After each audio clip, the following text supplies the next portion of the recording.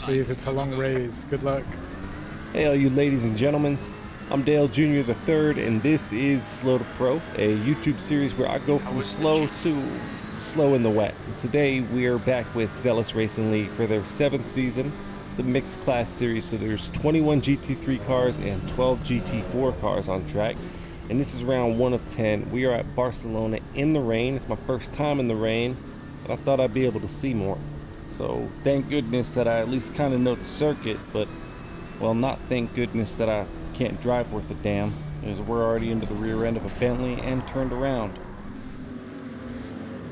This was terrifying. I was just hoping that nobody hit me. And that was also really disappointing. I was hoping that the wet weather would help me keep up, you know. You can't really push the car to its limits on a wet track, and I can't do it on a dry track. So basically, I'm familiar with not pushing to the limits. And I was hoping that everyone else would have that moment where they overdo it, and I just Tony Hawk right by, skating. Which is pretty much what happens for the rest of the race. But let's go ahead and skip to when I started catching the GT4 cars. So here we are headed into the final turn, and the GT3 cars have both more power and more grip, which makes it really easy to pick when to pass, but you can get into trouble if you're impatient and overestimate that power difference. I don't know from experience or anything. As we come into turn 1, we got a yellow flag. We got cars scattered about the track, and it almost sends me careening into that one. I kind of target fixated, I think.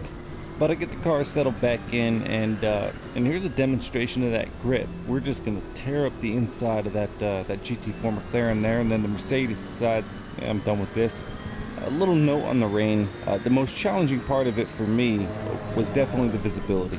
The internal joy I experienced when not getting sprayed by a car in front of me was right up there with sex.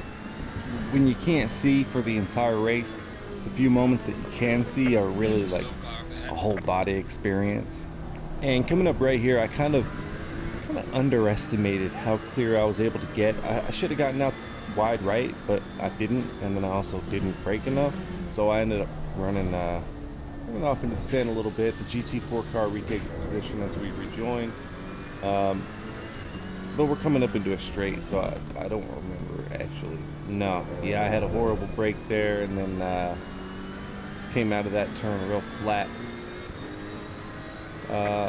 And then I decided to not try to go up the inside here. Just brake early, take a real tight line, because I didn't want to get out on that paint. He does go out on the paint, so we're able to just zip right by him. I wasn't going to pass him there, but when he went out so wide and it seemed like he was letting me by, so I was like, oh, let me just juice it real quick by him.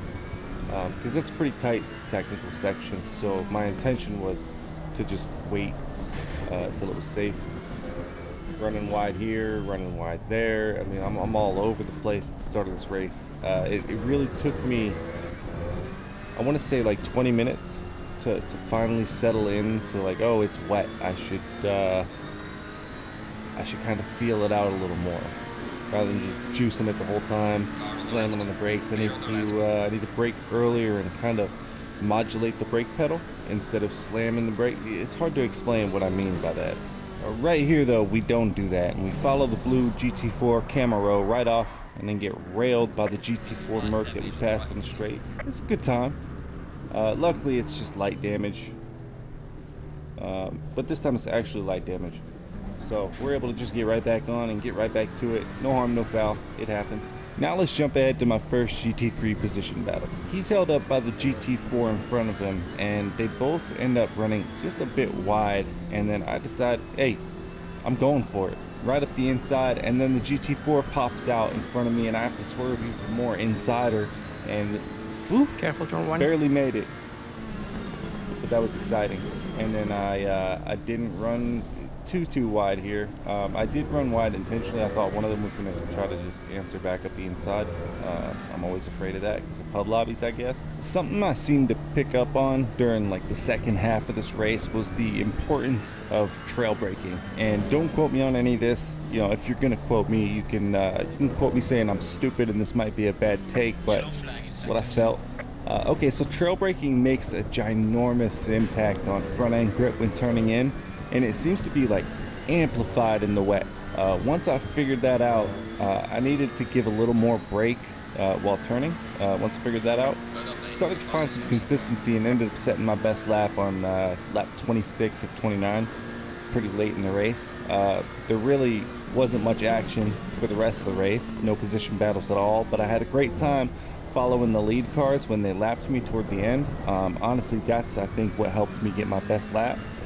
We ended up finishing 13th in our class, 14th overall. If we get another wet race, I'd really like to finish in the top 10. I think that's something I can do. Next week, we are at Imola, a place I've never raced, so that should be exciting. Make sure to subscribe if you want to find your way back next week for that. Click like if you're feeling like it. And thanks for watching Slow to Pro. I'm Dale Jr. III. You guys have the kind of day you want to have. I'll leave you with the last lap. As we come upon the end of the race, this is just a reminder to keep both voice chat and text chat clear to everybody to finish this race. Thank you.